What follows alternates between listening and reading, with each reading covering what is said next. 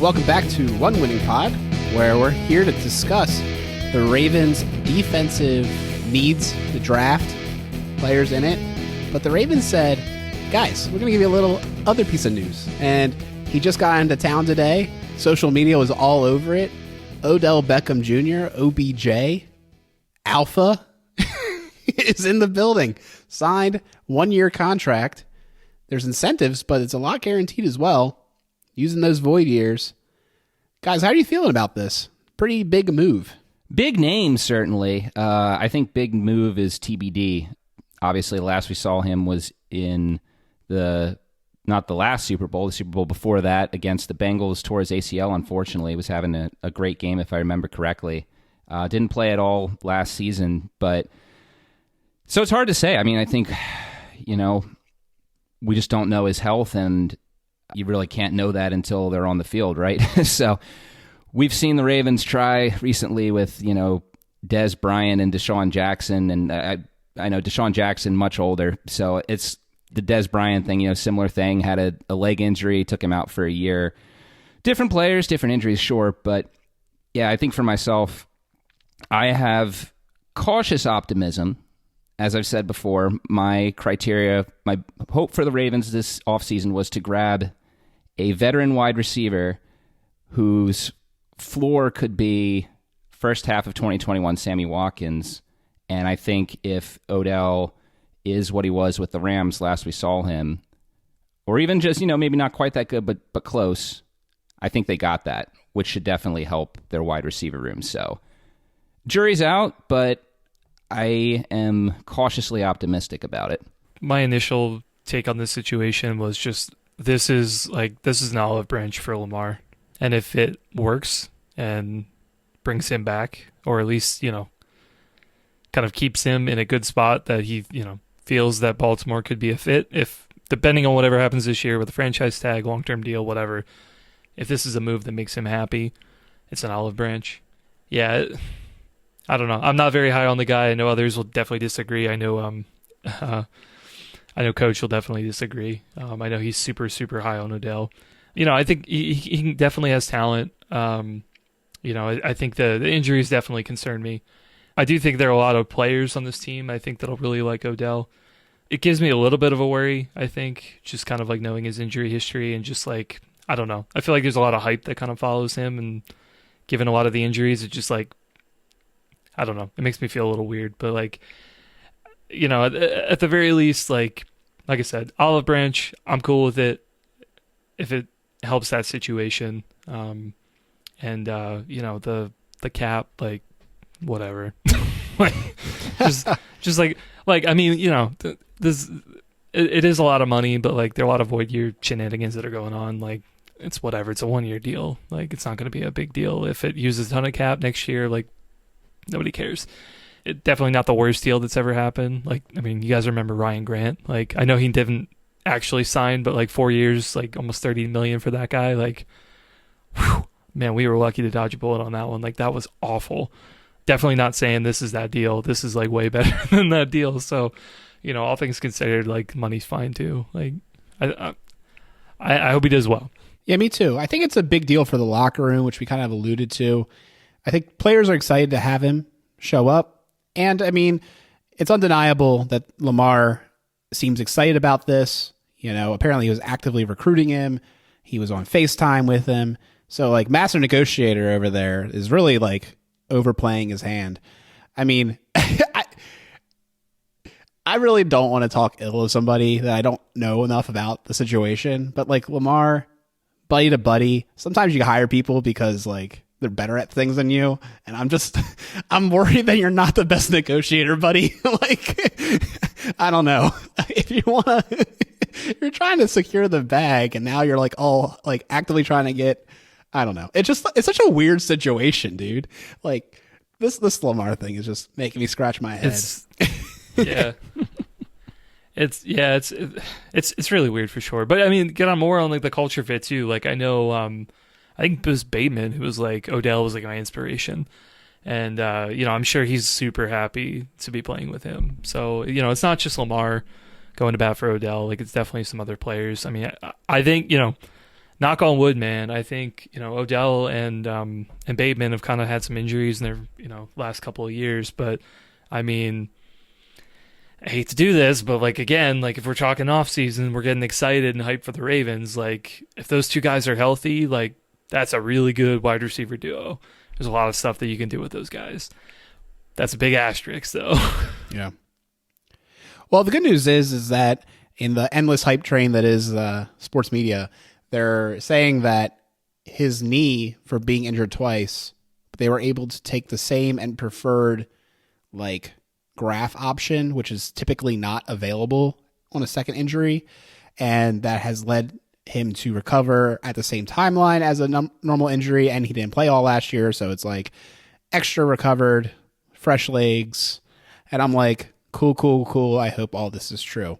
Because I definitely think there is an aspect of it. We saw it last year with the running backs where even though they could be quote unquote healthy, they're still favoring that ligament or whatever, and it causes injuries elsewhere, or they're just not quite right.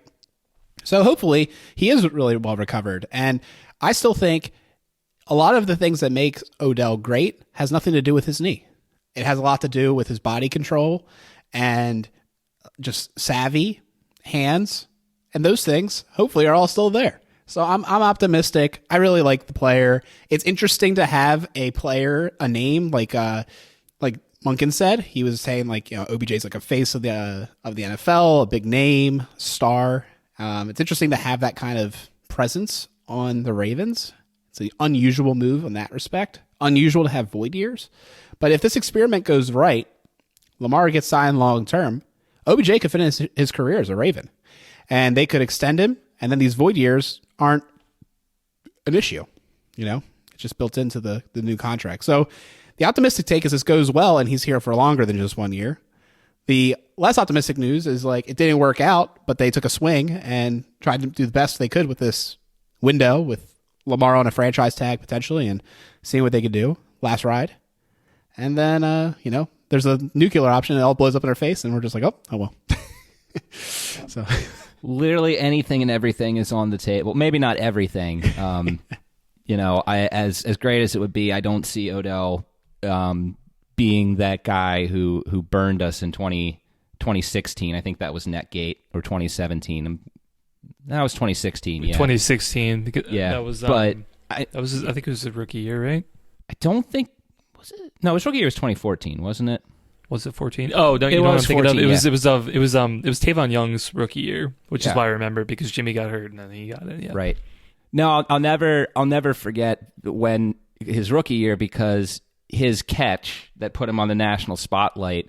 I was in Chicago that weekend, and it was a Sunday night game, and I was at the I just got to the terminal gate where our flight was back to Baltimore, and the game was on the TV, and just as I had gotten to the terminal was the catch that he made, and it just kept replaying while I was taking a seat.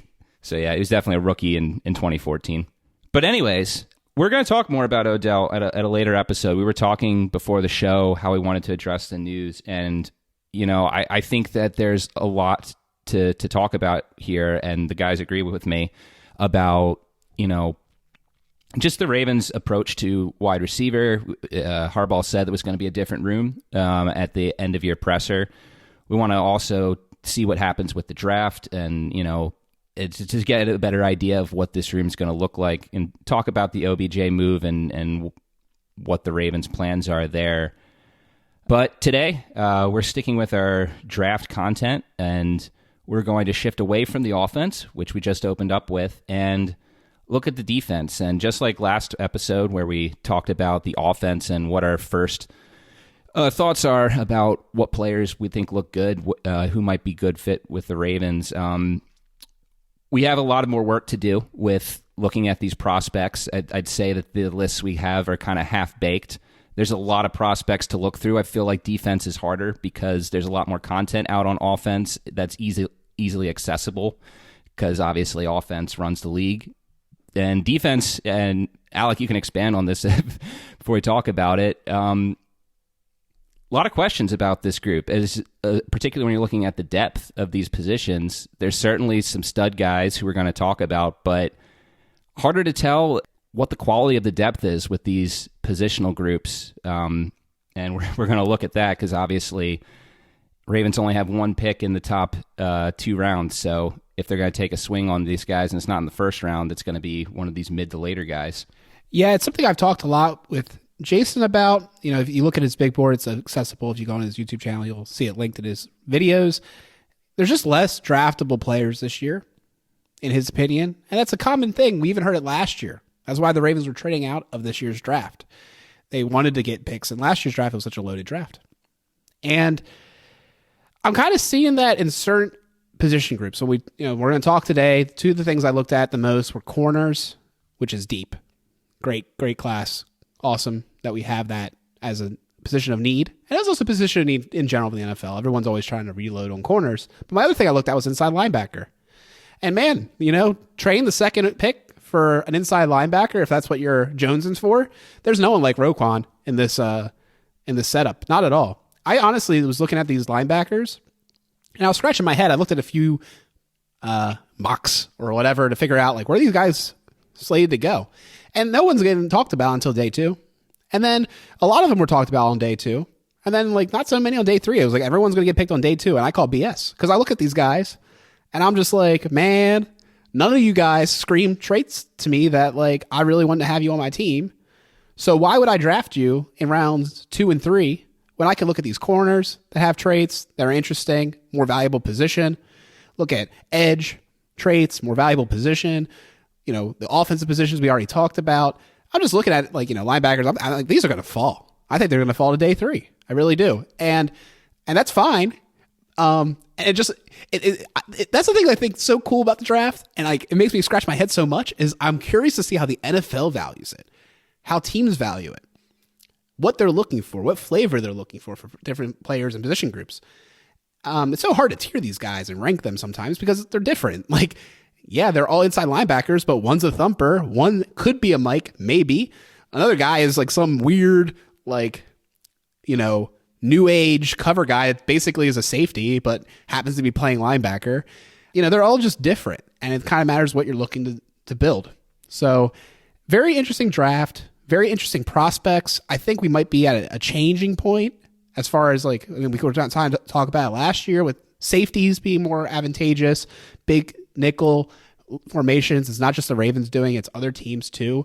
So I think the college game that's feeding these players in the NFL is changing too. So it just it's something I've been thinking about, and, like, I feel like no one's talking about this really. Like I said, me and Jason had this conversation, and, like, I don't hear it talked about too much in, like, the podcasts I listen to about the NFL and football, but it's something that I've definitely been thinking about and noticing with these prospects. Well, with that, I guess we can jump right into the different positional groups. And when we're looking at the current Ravens team and needs on the defense, you poll the fan base, I think the number one position that's going to come up is going to be cornerback. Obviously, Marcus Peters is still a free agent. The Ravens could work out a short-term deal with him. I guess it'd be up to him and the front office. We don't know what the plans are there. But even if they do, Marlon's obviously a stud, but outside of that, loads of question marks. And like you said, Alec, this is a deep draft at corner, so this is one of the positional groups that you did the notes for. And I know there's one guy you definitely want to talk about. We were talking about him at the baseball game last night. I don't know if these are who you want to start with, but yeah, I'm wearing my shirt right now. Gas him up. Gas him up. Good first performance. It's a shame all those runs came in not on his watch, but hey, they got the win anyways after all that, and beautiful time at the ballpark with Peter and Ken and Marine from Film Study. Those duo was awesome to see the game with. So it's unfortunate Chris had other obligations that night. It could have been a real big party of crossover at the yard, but I'm hoping that we can do that one day. Oh yeah, for sure. Yeah, funny. We were only a couple blocks from you guys. We were up at the Hippodrome. Nice. But what was that? What did you see at the Hippodrome last night? Hadestown. Got to learn a little bit of the Greek mythology. I'm sure you guys are really familiar with. Gotcha. That's a new musical. Is that what it's about? Is it the literal, like, Hades? Yeah, the telling of Orpheus and Eurydice and Hades and Persephone. Yeah. Interesting. Yeah, it's pretty good. Nice. Well done. Nice. Awesome. Well, all right. I'll talk about my number one guy. I would be stunned if he gets to the Ravens in any circumstance. So Christian Gonzalez, I love that guy. So smooth. Just mirrors really well. Good footwork. The knock against him will be that the yards per target against him is kind of high relative to like other corners on the list. But, you look at him at 6'2", 201, and he's just like prototypical. Very beautiful. A lot of people like Devin Witherspoon a lot more, or like they have him as their number one. Slater frame at 180. The thing that's interesting about him, he's very physical when he plays outside, but he just seems so jittery to me. Very high motor. He has good recovery speed, which is good because I see him get behind a few times, but he's able to like recover and make a play. So like it's not the sexiest film, but it's effective. And that's worth something. If he fell to us at 22, I'd be excited, but I don't think that's going to happen either. So now let's like focus on the three that I think at 22 we have a chance to get. And I honestly think I'm so glad we got OBJ from this perspective too, because I like these players better than basically any of the wide receivers I expect to be available at 22. And if you have three of them available and a trade partner, good golly, trade back an extra pick that could be very exciting and valuable for this team build. So the guys I'm talking about are Joey Porter Jr., Penn State, 6'2", 198. Ravens have talked about him. They're openly interested. They're flirting with Mr. Jr. over here. Quick diagnose plays, very smooth hips. He'll shoot screens and run plays to make the play. He's good to transition in zone. And here's a fun one. Like a lot of people are like, did you see the game Marvin Harrison Jr. like torched Penn State? Oh my gosh. How could you ever go for Joey Porter Jr.? Well, if you watch the tape, like all those catches were not against Joey Porter Jr. I think he got maybe like 20 yards against him. So like they got him away from Joey Porter and were able to, get those yards. So anyhow, maybe it was a bad scheme not to have Joey like follow him, but that's I liked him a lot. I think he'd be a great player. If we got him at 22, I'd be excited. A guy that's like everyone's favorite, but like not like every Ravens fan favorite, it seems like, but maybe not nationally, is Emmanuel Forbes, 6 foot 166. So talk about slight frame, but he's the best ball hawk in the draft. Pick sixes galore. He plays fast, very good speed, just great instincts. Fun player. And, if you're trying to find a new Marcus Peters, like look no further. So Forbes is a really interesting prospect. But like I said, I'm curious to see how he's valued, given there's so many corners. So maybe like all these like tier 2 corners, so to speak, that are like able to fall into the low 20s. Maybe they fall back a little bit more because everyone's playing chicken. They don't want to get the first guy. They want to get the last in the tier or something. So I'm curious to see how that plays out. And then there's another guy that a lot of people like. And, a lot of people are local, so that helps, is Deonte Banks, 6 foot, 197 from Maryland. Like, his measurables are insane. I think he had a perfect RAS score. But he doesn't have the greatest ball skills, and it's not, like, always on tape. So his floor is definitely lower than these other prospects. But his, like, raw skills are the best. And if you can coach him up, you can imagine him being phenomenal. So I'm really curious to see how these three players I just mentioned are ranked and drafted. And I'm curious what you guys' thoughts are. Yeah, I mean, look, I'll admit I haven't looked at these guys as much as you have, but Joey Porter, you said it all with him. A lot of the fan base is interested in this guy, and there's really nothing more I can add with what you said. He looks like someone who has a great chance to be available there, and I agree with you. I would take him over Quentin Johnson or Zay Flowers or Jordan Addison, any of those players who might be there. Jackson Smith-Njigba, I would rather have Porter than any of those guys personally. I think he has a great shot to be the next great corner. And fun fact with cornerback, if the Ravens do draft a cornerback in the first round, like you already know right away they're going to be a stud. Because look at their track record with cornerback. They've drafted 4. Who are those 4 guys? Chris McAllister, Dwayne Starks, Jimmy Smith, Marlon Humphrey. All those guys, absolute studs. Maybe I don't think Jimmy Smith ever made a Pro Bowl, has made a Pro Bowl in his career, but I mean, that's just because there's a lot of competition there. Like Jimmy Smith, definitely not a bust. Very, very good player in his career, as I'm sure most of you agree. But yeah, the other two, I'll admit, I haven't watched film on the Maryland guy yet. Like I said at the onset, I'm being upfront. There's a lot of prospects. I don't think any of us have had time to get through the whole list of these guys, and he's one of the ones I haven't yet. I will say that, yeah, Forbes is really interesting.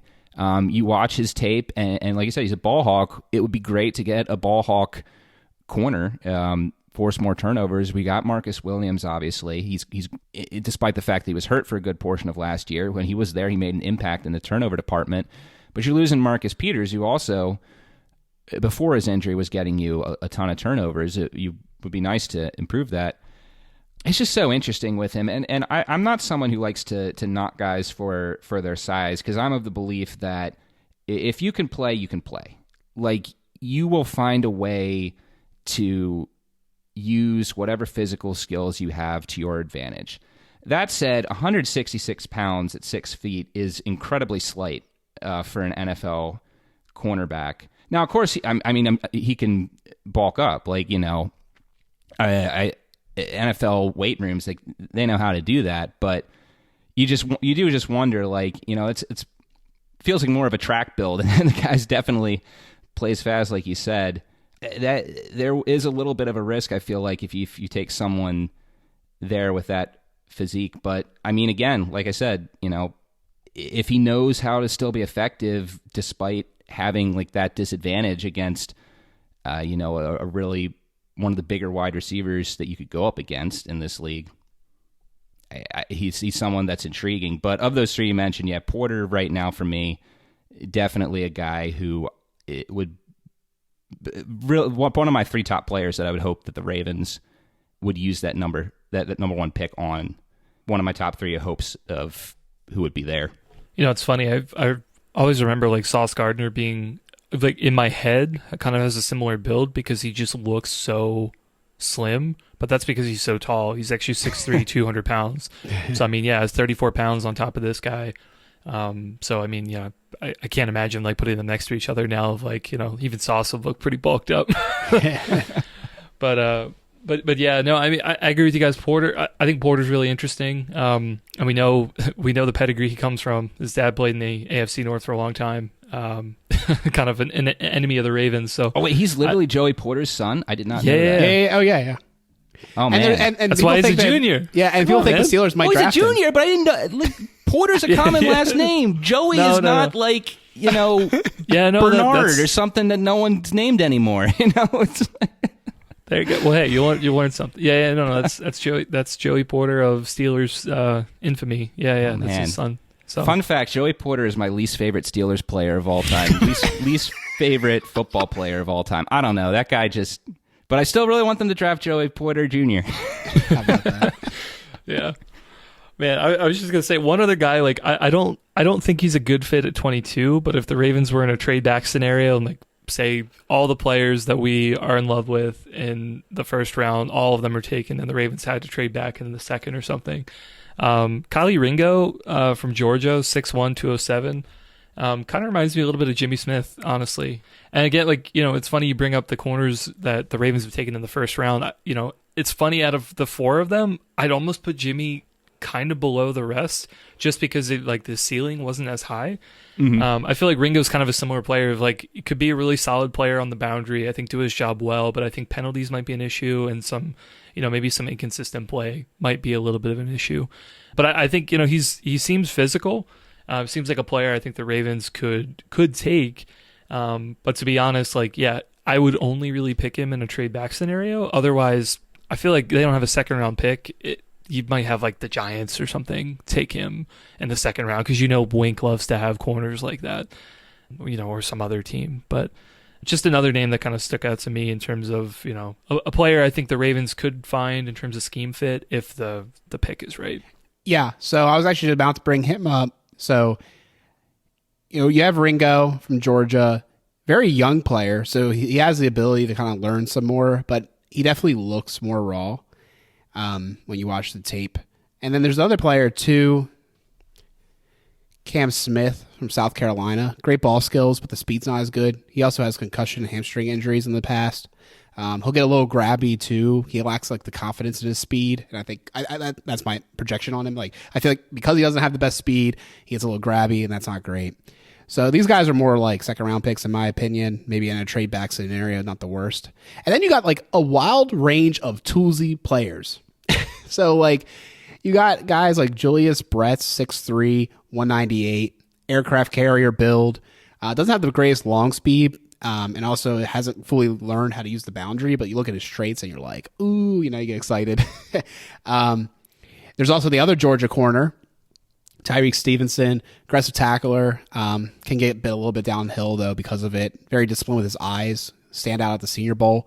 And he also is just like very good at press and has like confidence with his speed. Like I said, how the other guy I felt like didn't have confidence. I feel like Tyreek Stevenson definitely knows that he's quick and like understands how to use that to his advantage. There's a lot of interesting duos too. I'll talk about the other one later. Here's a player I have to bring up because like if the Ravens draft him, I feel like I have to get the jersey out of just like the greatest cross section of all time. But Darius Rush, 6'2", 200 pounds, South Carolina. Good anticipation. His change direction's not as good though. He used to play wide receiver, which is interesting. I think that might be why he's good at anticipating routes. He may have a good understanding from playing the other side. But I had to bring him up because like he's just kind of fun. And then there's like this guy Riley Moss, track star, 6'1", 198 from Iowa.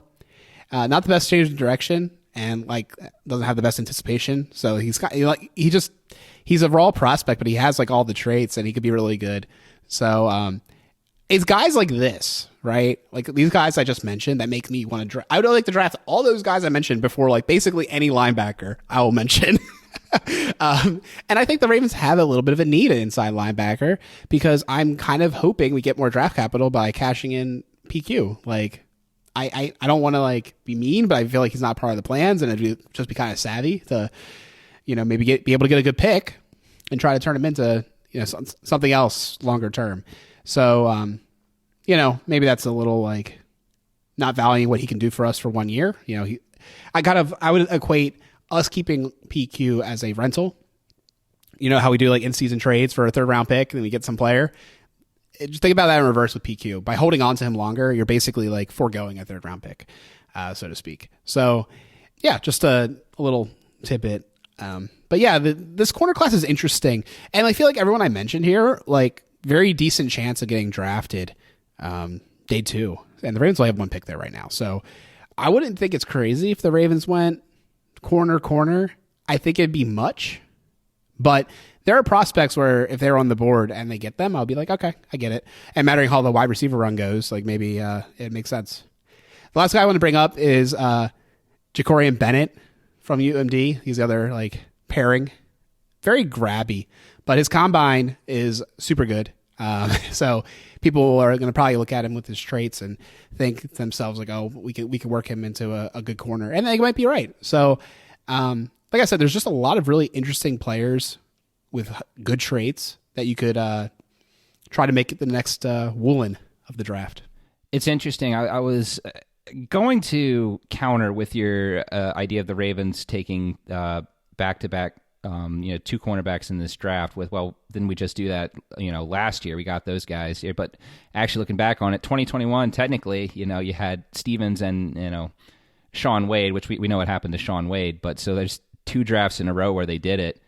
And it's crazy. You got to go back. 2020, they didn't draft a cornerback, but cornerbacks in all those other drafts until you get to around 2014, I think. So, definitely a position that we know you need a lot of depth of in the NFL, particularly the Ravens. We've saw the doldrums of that in, the 2012 to like 2017 or 2016. Then we drafted Marlon, and that seemed to have solidified that group for a while to go. But yeah, I agree with you. It's a deep class, and there's questions with Armour Davis and with Pepe, right? So it's like we can't really. Do you hold off on not adding anyone from a deep class because you only have so many picks when you do have those 2 guys, or do you draft someone and add them to the competition because you don't know yet. I wouldn't be shocked at all for the Ravens to do that latter because, again, like I said, you need corners in this league, and the Ravens have a lot of questions there. I think moving on, we could probably talk about the defensive tackles. So I did this position group. There are a couple guys here. I think the Ravens could target. I do think that overall, I feel like top heavy. There's one or two guys who I think probably are going to go in probably the top 20. After that, I think it gets a little dicey. I feel like there's some guys that could do some things that the Ravens want.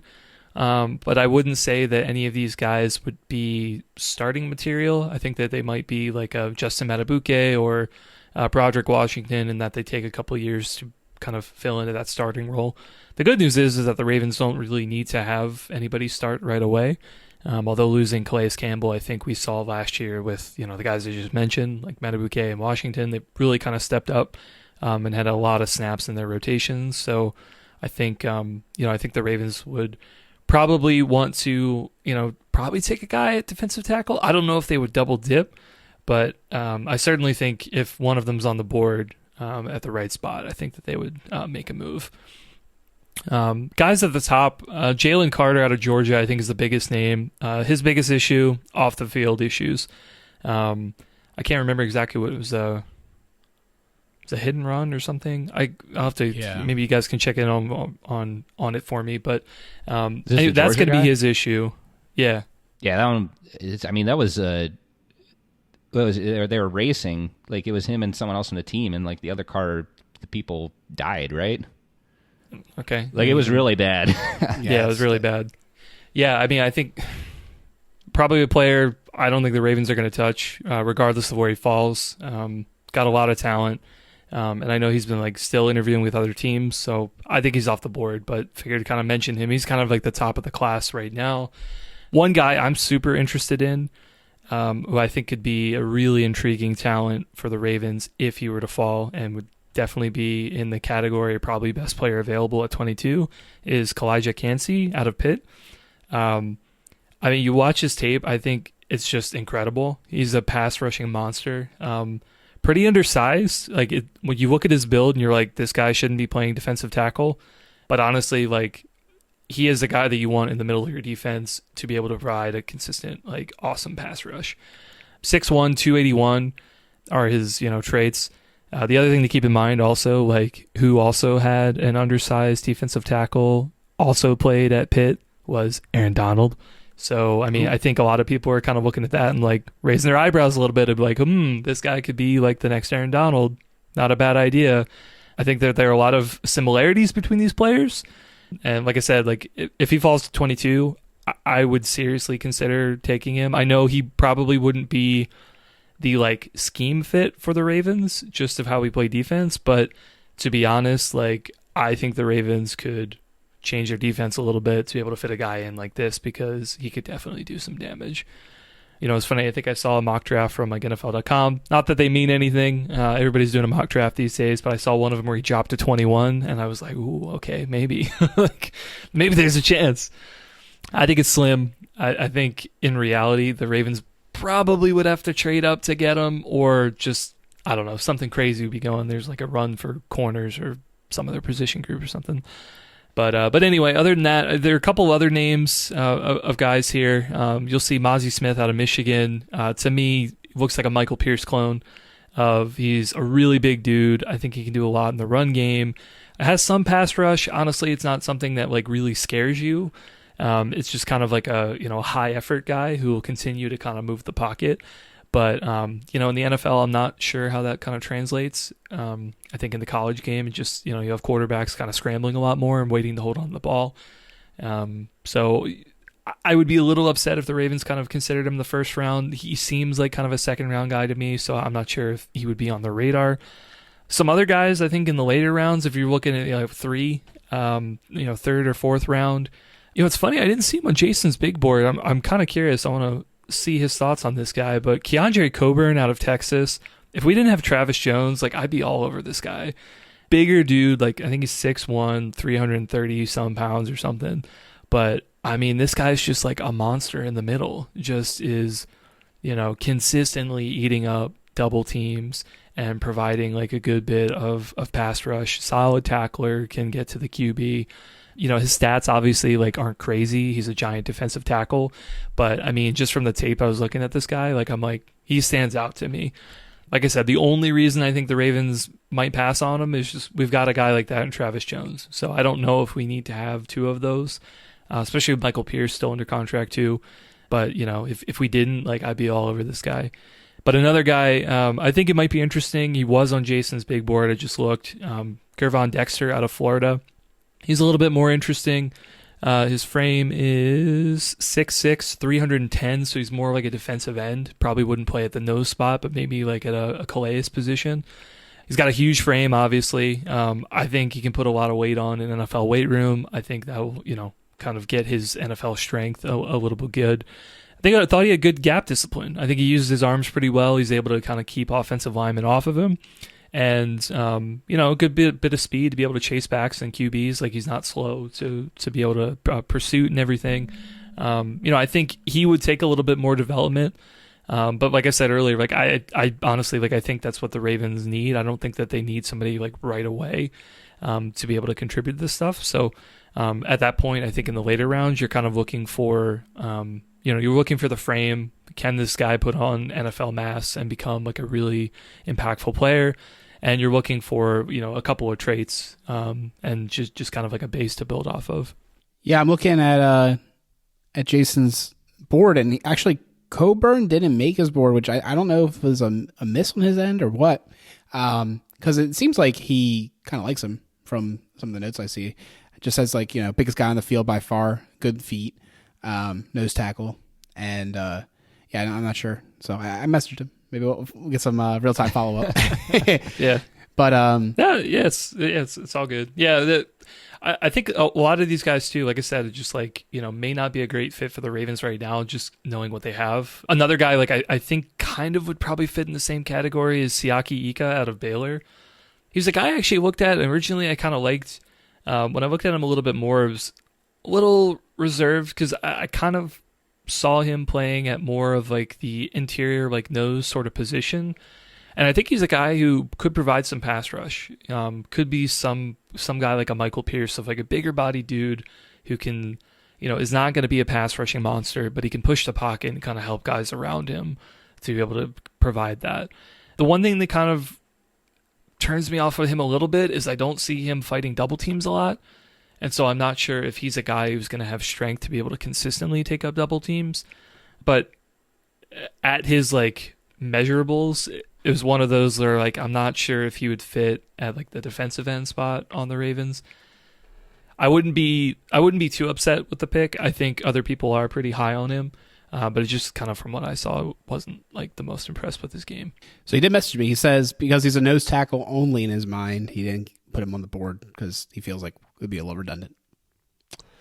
But there you go. Oh, that's fair. Live updates, man. Love it. Hopefully, like I'll tease it now, but the hope is that we'll be able to have him on to kind of talk about some of the Red Star players in that last episode. Get that coordinated, and might even do it on his channel, which is like the first time I'm mentioning it to these two. But surprise. He was like, maybe surprise. Yeah, surprise. He was like, maybe we could all get on the channel and do a thing. I was like, hey, maybe. So we'll be figuring it out. We'll be working behind the scenes. Nice. See what we can do. The only thing I was going to ask if you guys had thoughts about like who the Ravens, like what traits would you look for in a defensive tackle? Always a good question because I mean you got two studs already in Matabike and Jones. Yeah, Michael Pierce there. Who knows what he has at this stage in his career? Broderick Washington looks good. So I do agree really strongly with what you're saying is like I think they should find someone who you can spare right now to find a prospect who's a developmental guy, right? Who's got some traits that look plus, but is a little raw maybe. You could find that guy late in the round, might be an undrafted guy, I could see them going there, which is all to say is I think they'll take a good hard look at someone, bring someone in who has some potential because, You need depth there. You need guys to rotate in and out. We don't know if we can count on Pierce. The guy hasn't played a full NFL season in I don't know how long. So you need some more youth there. You need to bring in some more guys. And I'll confess, I have not done enough research into the later round guys in this draft to pinpoint someone yet. Hopefully I'll have that time to do before next episode. But yeah, I think that making a move to get a developmental guy who's a lineman would be a smart move for them to do this draft season. I definitely agree with that, Peter. And it'll be interesting. We lost Calais Campbell, obviously a very unique frame. And, take a quick look. There's no one look quite like that, in this year's draft. Not that surprising. So I think, for me, you're kind of just looking for that 3 tech that can penetrate, and maybe year one is solid run defense. The group we have right now is pretty young.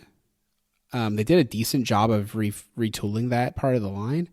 And I kind of just want to see the guys we have get a little bit more playing time and see what can happen this year. I'm not against drafting the right player later on, but I could also see us just focusing on undrafted and maybe punting this position group until next year after we give these other younger guys an opportunity to play out. And hopefully, Pierce has that full healthy season. But I'm very curious to hear is these edge prospects. So bring them on. I'm curious as well. This is a big class. There's a lot of players in here that, honestly, I have in the notes the guys that I've watched the most, I've done the most read up on. There's a lot of guys that I've skimmed some tape, skimmed some scouting reports on. It's a pretty, I would say, diverse class. There's a lot of guys here. There's guys who are, put your hands on your ground, more traditional lineman guys. There's lighter, faster guys who can fly around the field. Take your pick of what you need at edge. You'll find a guy here for that. And when you're looking at this board, to start with, you have Will Anderson from Bama and Tyree Wilson from Texas Tech. Those guys are top 10 picks. Maybe one of them falls to 12. That would be insane. From everything I've read and what I've seen, those guys are gone. There's no way the Ravens get them. But then after that, there seems to be a lot of questions as to where the next guy is going to go. And you seem to have a lot of guys who could go anywhere from pick 10 to pick 30. And some of these guys, the Ravens might have a shot at getting. So that's the guys I took a little bit more time to find and look at some tape on. And you got some guys here like Miles Murphy from Clemson. This guy, you look at his tape, he has the prototypical defensive end build for an NFL lineman. The tape, to me, he looked like an NFL player playing against college kids out there. That was my take. His production could have been better and doesn't have the best agility, but there's certainly potential there for that guy to be a beast at the next level. Another guy who I think is interesting, Lucas Van Ness, which made me think of the Loch Ness Monster for whatever reason. But this guy's from Iowa, hard-nosed player, big guy. Also, he was great as a lineman, but also was a bit of a special teams ace for the Hawkeyes. Blocked some punts in his tape. Strong, hard-nosed guy. I'm already seeing this guy being mocked to the Steelers. I could certainly see it. Seeing him mocked to the Texans as well. And then you have other guys here like Nolan Smith from Georgia. Undersized guy. I've seen him listed at 238. I've seen him listed at 250. But, he's a smaller guy, but the athleticism is there. He's interesting, and certainly we know Georgia, great defensive program there. He's someone that you could look at, certainly. And then you've got two guys, Will McDonald from Iowa State and Keon White from Georgia Tech. Both of them have a lot of potential, but a lot of questions. When you're talking about Keon White, really unique path that he had to the NFL. Originally went to Old Dominion as a tight end, transferred to defensive line after there were injuries his sophomore year, then sat out the 2020 COVID year, and then after that transferred to Georgia Tech, got hurt in 2021, so didn't play much. And then, so as a super senior in 2022, he finally got on the field and had a big year, but the scouting report on him, pretty raw, but the athleticism is there if he's able to put the tools together. And Will McDonald from Iowa State, 6'4", 245. This was the guy that, for me on tape, really stood out. Just an athletic freak when you watch his tape. Really fluid movement in his pass rush and just his ability to move around the field. I mean, you watch his highlights, he does it all. He rushes the passer, he drops back in coverage, he sets the edge in run defense. Now, with that, some scouting reports you'll say that it's prone to over pursuing the ball carrier at times in the run defense. Like I said, on tape he looked like a freak athlete, but didn't quite show that at the combine. That being said, some of the numbers that were expected of him would have been quite big. So he had a fine combine. It just wasn't the freak combine that some people were expecting. So, I mean, a lot of different options that could be available here for the Ravens. Von Ness, I've seen him more consistently projected as like in the 10 to 15 range, but I have seen some projecting him down to like 23 or 25. So it's possible he's there, but I think it's less likely. Those other guys, White, McDonald, and Nolan, I think is more likely. It's perfectly reasonable that those guys could be back-end first-round, early day 2 picks. Could be something the Ravens would go to. That said, I still like the corners that we talked about earlier in this episode better if you're going to go that defense over wide receiver with that pick. And honestly, some of the wide receivers I think I would take over these guys, but some interesting names certainly. And if that's the route the Ravens go, there's definitely some names here that you could add to the defense and could really help out this unit, which, is still a unit that needs help. We know we got Bowser, but then you're just going off potential. Owe, we know, hasn't fully put it back together yet. We saw some great flashes of Ojabo in that final game against Cincinnati of the regular season, but that was just one game, and we don't have the vets coming back at this time. First round feels a little aggressive to take an edge rusher after you took Owe in 2020 and then Ojabo in second round. But, if they go that route, there's definitely some players here who I think have some good potential. For sure, and there's definitely a multiverse where the corners go faster than anticipated. Some, wild run happens, and you're left with a guy like Miles Murphy or Van Ness still available at 22. It makes it for an interesting pick. I think Nolan was mentioned as a pick in the Athletics mock draft recently to the Ravens, so take that for what it's worth. Definitely interesting set of players you mentioned. So Will McDonald, dude, his combine, kind of a crazy story. He had a 104 fever and he still competed. Oh, really? I did not know that part. Yep. So that I think could explain away a little bit of his lack of production at the combine. But yeah, like you said, a lot of people expected kind of freak, sick numbers, and they're probably still there. Tape don't lie. So yeah, definitely an interesting player. One guy that I have my eye on as well is Ojulari, the other Ojulari of AFC North fame. Definitely, good at getting pressures and very smooth dropping.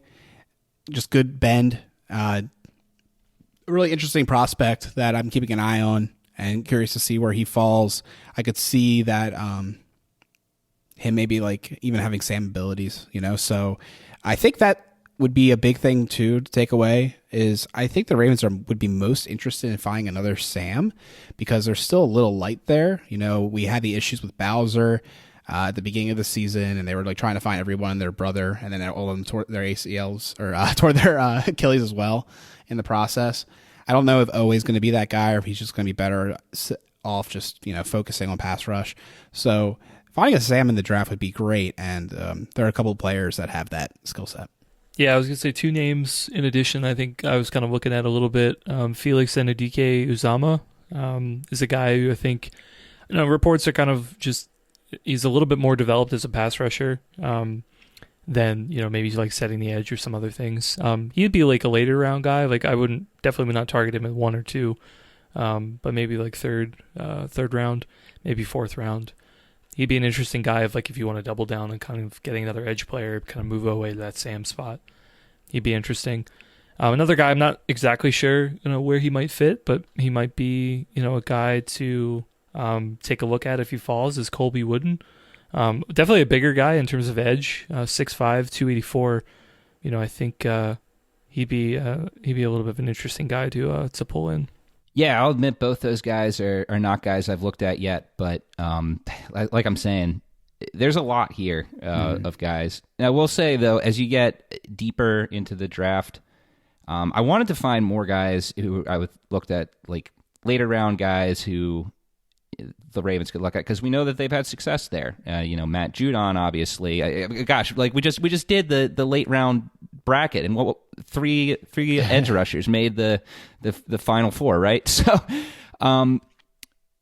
but yeah, I'll admit I'll have to look harder to see. But I mean, there were two guys that I have down here that I'm like, okay, these guys, they're interesting here. Byron Jones from Tennessee is one of them. A guy has a lot of explosiveness, quick off the edge, wrap-up tackler.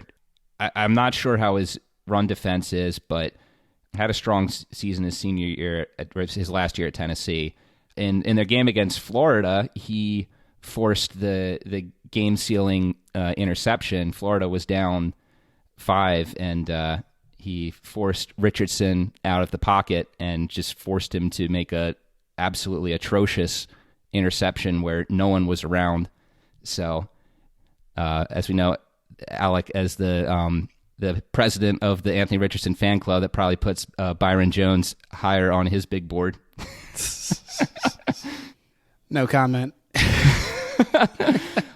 Another guy who has, I'll be honest, not sure as much about this guy, but there's some things about Yaya Diaby from Louisville that are intriguing. Pretty high 40 time for an edge rusher, 4.51, 37-inch vertical. And that speed shows up on his tape. Had 14 sacks last year for Louisville after only having 5.5 combined over his first 2 years there. Just another guy who just seems like a disruptor. But honestly, I'll have to look more tape at him before really having a definitive take on him. But certainly some measurables there and some athleticism, as well as that breakout year that makes him look interesting as a mid-round, maybe third-round, early fourth-round pick. But yeah, a really interesting class. And given where the Ravens are, like Alex said, I could certainly see them looking at a Sam somewhere in here. Nice. Yeah, I think Diaby is definitely an interesting-looking player. Lots of really interesting-looking players, too. You mentioned a few of them already. And I think this is definitely going to be one of those position groups. At being so deep, there's a good chance that the Ravens will draft someone we never talked about or maybe never saw. And then we're going to look back on their tape and be like, all right, that's a pretty good player. I can see how they fit it in there. I just think this is definitely, we were talking about some of the groups are lighter.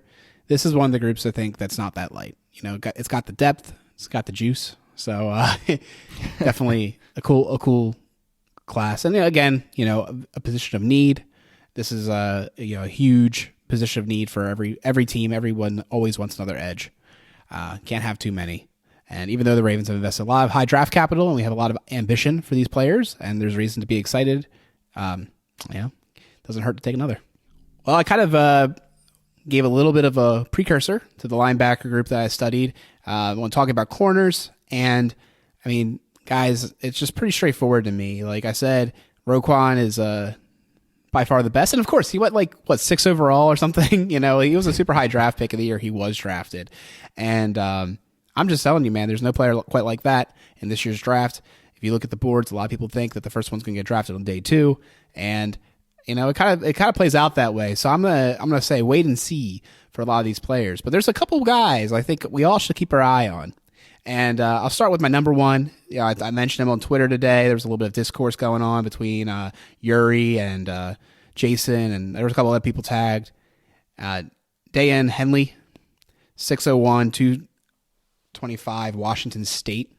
Guy's old, all right? So he's like a 6-year senior. There's a lot, like we mentioned last episode, there's a lot of older players.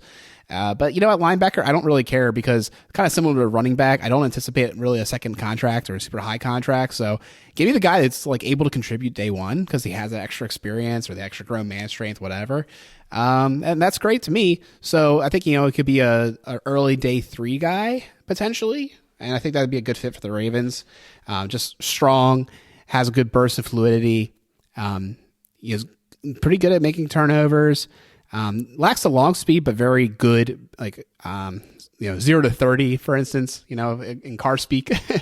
And he's also a core special teamer. So, you know, I'm sure Harbaugh already has him circled and will be pounding the table for Henley to get added to the team. And there's other players, too, that are kind of interesting. You got DeMarvion Overshone, 6'3", 229 from Texas. Definitely rangy and has high motor. Again, another special teams guy. Used to be a safety, so he has a little bit better coverage skills than run skills, which is always something I, like to see. Nick Herberg, 6'2", 240, Wisconsin. Plays faster than his 40. Very productive. Again, this is like kind of a weird player. Kind of talking about that shift I'm seeing in the NFL. Discussing with Jason about it too. You know, this guy is, good off blocks, but he's just, a little different. Next guy is D. Winters. Guys, do you remember D. Winters? You know, that discussion? 5'11", 227 out of TCU. I remember I got like a tweet or some notification from Sleeper about him. Like the Ravens were like following him or talking to him a lot. Team captain, one of those rah-rah guys that the Ravens love to draft. Best downhill. He has not the best reaction speed, but he's, a guy that I think could come in and grow and learn in his role. Not the worst guy. And you got Ivan Pace too, 5'11", 231, smaller guy, obviously. So like without that length, he's going to have a little bit of issues. Curious to see how he's going to be able to get off blocks and stuff in the NFL level. But another interesting player there too. There's other guys too, that could mention. I didn't even talk to them about the top guys like Drew Anderson, Trent Simpson, Jack Campbell. That's all basically matters on who you want. You want the best athlete, you're looking at Simpson. A lot of people have him as a number 1 guy, maybe a first round guy. I don't see it personally, but go for it. Sanders, he has a lot of sacks, good at blitzing, can blitz from all over, good eyes. And then Campbell is probably your best bet if you want a Mike. And the Ravens just don't need that, so I wasn't too worried about bringing him up here. But these are the guys that will get drafted probably ahead that will push down these other guys to the range where the Ravens might be able to take them. So that's why we appreciate them existing. Yeah, I mean, I think it would be interesting if the Ravens wanted to do that. I mean, we were talking earlier about how just if you kind of have guys who you think could be or think could take that next step, but you're not really sure if they're going to be the guys. Do you double down and get somebody else and then kind of hope that the competition eventually bubbles up and has some good players, or do you just kind of let those guys develop? I think the real wild card is, if the Ravens, there have been smoke screens about what to do with Patrick Queen. Is he, could be a draft day trade candidate? Honestly, I think that's really the key. I mean, if you keep him, which, I kind of hope the Ravens do, because I think pairing him with another year with Roquan, I think would be a good idea. I think, I would think it would be hard for the Ravens to get more than what they would get if he were to walk from whatever deal that he would sign. And if it's a third or a fourth, I don't know, but I'm having a hard time believing that you could get a ton of capital from him, and that you just get more value from having him on the team. But if you did move him, then obviously that's a whole. I don't think Harrison and Welch, I think, would be those guys. I'm struggling. Who's the undrafted guy we had last year? Josh Ross, right? Yeah. I guess Ross could fill in there. They were definitely high on him, but it's definitely a question mark. So, I mean, in that situation, if you have a 4th round pick that, you don't like anybody else on your board, just pick a linebacker, add that competition. But if you do have everybody here, I don't know, I guess I wouldn't waste a pick on another linebacker. I mean, I know Malik is not going to be here. Was he on his 3rd year, 4th year? He doesn't have too much time left. Fourth, I guess we re-signed Welch for a year. They're short-term guys. Like, eventually you're gonna have to take another linebacker. I guess the good news is like we got Roquan for a long time, and to be honest, like that solidifies a lot. Like at that point, like you can put in like a dime backer or whatever. You know what I mean? Like you could find other ways of getting creative to kind of go back to like the other linebacker of committee, or just use dime players a lot. Now that they have their Mike, like that really solidifies a ton of things. I'm sure like we're not going to be having the same problems in inside linebacker that we did the last couple of years, because like Roquan's going to hide a lot of stuff. Yeah, I love what you just said there, Chris. It makes me hesitant to even suggest the Ravens could spend a third-round draft pick on one of these guys. I think it has to be 4, maybe even 5, before you want to consider him, just because Roquan, I think, can cover up a lot of deficiencies for whoever's next to him. He's that kind of dude. And like you kind of invested in him to be that kind of dude. I feel like that's one of the values he gives you, is he can elevate the guys around him to a higher level than maybe they could be independent. So I think it does deprioritize this position. You really have to find the right need value alignment for the selection to make sense. But it definitely can later in the rounds for some of the right guys.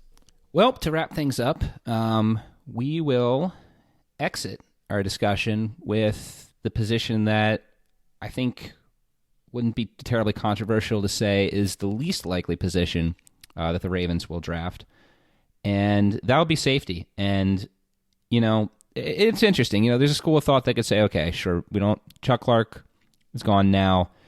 You got Geno Stone back there, but, maybe you want to try and find another free guy. You got Marcus Williams, but if he goes down again, Stone filled in admirably, but you are losing something there with, trying to find someone who can play the center field role. Well, I'll admit I haven't looked at all the prospects yet, but there's this safety class here is very strong on not those guys. A lot of guys who play in the box in this draft, and there's a lot of good ones here. I think an interesting name that you look at is Brian Branch of Alabama. Likely not a player the Ravens will take. Seems very similar to Hamilton. Even if you're looking at BPA, it seems like a hard sell to me. Unless, the one thing that I have seen on some scouting reports is you're listing this guy more as a defensive back than as a pure safety. I've seen some float the idea that he could play outside corner, but that's not what he was used at for Alabama. So I don't think he'd be a guy that the Ravens would be targeting. That said, this guy is going to be a stud in this league. Tackles excellently, great in coverage. Has a couple picks on tape that he makes where he's just contorting his body in a way that you're just like, and how did he get that ball? He's going to make some fan base very happy. He's going to be a great player in this league. So I felt like including him because, look, I could see a path that the Ravens could talk themselves into him if he literally is the best player on the board at 23. At the Ravens pick. I got to stop saying what the Ravens pick is because I actually don't know. Dude, it's 22, just like the Taylor Swift song. Just sing the song. I don't know Taylor Swift at all, man. You know that about me. Well, you should. It's a good song. I have loads of respect for Taylor Swift as a musical artist. I think she's done a great job with her career. I think she's very talented. It's just not music that does anything for me. And that's not me trying to be like a man or anything. It's literally just like if I like the music, I would fess up to it, but like it's just not my jam. But it doesn't do anything for me. Anyways, getting completely off topic here. So there's some interesting names later down in the draft. It could be like 3rd, 4th round guys. Again, not likely the Ravens would do that, but there's some interesting guys here. You got J.K. Skinner from Boise State. Very punishing hitter. Kind of reminds you of Bernard Pollard in that sense. Not in the bashing the Ravens type way, but in the way that he hits. Though you look at that style and you're just like, man, that looks like it's going to draw flags in the NFL, but we'll see. Interesting that he was able to increase his interception total each year that he was in college. And then you got other guys here. Jertavius Martin from Illinois, little on the undersized side. He could be someone who could play free, but he's also was really great in run defense. Pretty good tackler. That's always something that we have to look at with the Ravens. We know that they've had early season tackling woes quite a bit the past few years. Not perfect. There's definitely some of his highlights I saw. I was like, He didn't come into the hit cleanly or, let the guy get some extra yardage. But overall, I thought his fundamentals were pretty good. Had a nice play on his tape where he undercut a tight end on a seam route for an interception. That was a pretty good play. And then the guy I really got to talk about, again, I don't think this guy is a fit for the Ravens right now, but got to talk about Jair Brown from Penn State University, because this guy on his tape kind of looks like Ed Reed light. You look at this guy, he's got ball hawking skills. He can rush the passer. He's great in space. His measurables, what he did at the combine, didn't wow anyone terribly much, but I mean, Reed had the same thing. I don't think he clocked in terribly fast at the combine either, but you watch his tape and there's some things there that remind us of that guy there. I think he's an interesting prospect regardless of where he goes, but yeah, I mean, you look at these guys and none of them look like must grab for the Ravens, given where they are right now. And as far as as much as Brian Branch looks great as a prospect, I think Kyle Hamilton last year was much more of a must-get guy than he is. So I think it's a position that the Ravens will skip this year, but interested to hear if you guys have had a chance to look at any of these guys and what your thoughts are. Jair Brown's definitely a very interesting player. Definitely curious to see where he goes. Wouldn't be too upset if they draft him, because to me, he gives you the option to play Hamilton as a corner again.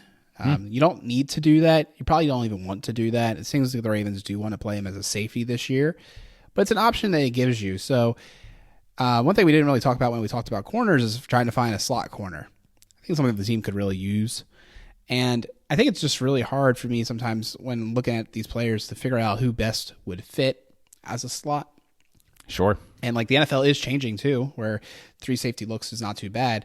So when I look at the safety position, I'm trying to think to myself, who here could leapfrog Geno Stone? I think Stone's a good player. I could see us using 3 safety looks a lot with him this year. So obviously you're trying to increase depth, and I think safety is a position they will use either a late round pick or a priority in undrafted rookies to fulfill, because it is a position that the Ravens do use a lot of, gave away some of their depth by trading Clark, and could be using some of their depth to fill a hole at corner. So I definitely could see value in trying to find the right guy. And safeties are the kinds of players we talked about, Stone and Levine. You can find them late and they can contribute. So definitely looking to see if the Ravens can find that right value there. Right. Yeah, I mean, just from some of these guys we kind of sampled, I feel like because of what the Ravens did last year with Hamilton and the signing of Marcus Williams, I think it added a lot of talent that otherwise wasn't in that room to really raise the ceiling. And then now at that point, it's just filling in with role guys of who can step in for a couple plays. And even with Geno Stone, yeah, it's you have a guy who already has proven who is going to be a good role player. So, barring any injuries, obviously those can happen, and the Ravens will have to figure out what that situation looks like. Barring that, I kind of agree. Yeah, I feel like personally, I probably would not use a third, fourth, maybe a fifth. I guess if there was a guy the Ravens really liked, maybe use a pick like that for a safety. But just kind of given where the room is at right now, none of these guys, none of these guys that we kind of have here, I'm saying really seem to fill a void or would be, prioritized for what the capital they have. So, Jair Brown, sure, if he's the next Ed Reed, I guess. But I feel like another team would probably take a shot at him way earlier than the Ravens would, just given the room. I mean, this kind of goes back to linebacker too. They invested in Williams, and then they fell backwards into Hamilton, and now they have one of the best duos in the league, and it's just really hard to see how you can insert another, even mid-capital guy, given the other needs and other things you might be looking for and how the draft might fall. But there's always, again, that's why I'm so curious about the draft. It's always unpredictable to see where players are going to go.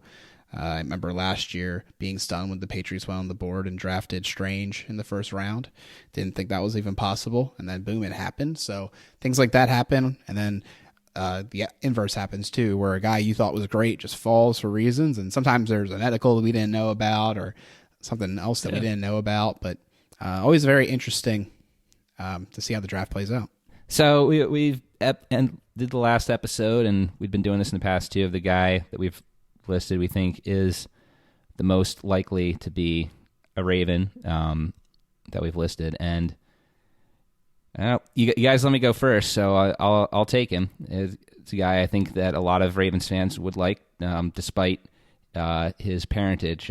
Joey Porter out of Penn State. I could certainly see the Ravens taking him. Alec, you look like you disagree. No, I completely agree. Oh. But I'm not going to pick him. I know who I'm going to pick. Just in terms of position group, I guess I'll go ahead and throw this one out because I think he'd be an interesting late round guy. Gervon Dexter out of Florida, defensive tackle. Yeah, I think he could be a guy I think you develop behind Broderick Washington. Maybe a guy who could start in a couple of years. I would say Mozzie Smith because he's from Michigan, like that connection. But honestly, like if the Ravens they don't have a second round pick, like that would be the spot I would take him. I've seen mocks like early second. If he fell a little bit more and we had a second round pick, I'd say that's a lock just from the Michigan connection. But Dexter, I think he could be a late round guy. He could maybe be a developmental guy. There are lots of corners that I could see it being, including Porter, Forbes. We talked about all those guys, even later round guys like Rush. But I'm going to go with the guy who's like so low on the totem pole that the Ravens are going to just pull their shenanigans and be like, I want a team captain. So D. Winters, we already knew that there was a linking to the Ravens. I'm going to go ahead and say that the Ravens like D. Winters and they pick him up. So that wraps up the show. Thanks so much for sticking with it. Lots of prospects we discussed and lots more that are on everyone's board. So let us know who you like going into the draft. You can tell us on Twitter @OneWinningPod, or you can email us onewinningpod@gmail.com. We'll be back hopefully next week with, I think, maybe our last episode of the draft coverage, talking about our Red Star players we really think the Ravens could tackle and target at all tiers, kind of the best of the best. And hopefully we can do that with Jason Smith from Huddle Up Films. But we'll leave it at that. Go Ravens, and we'll see you next week.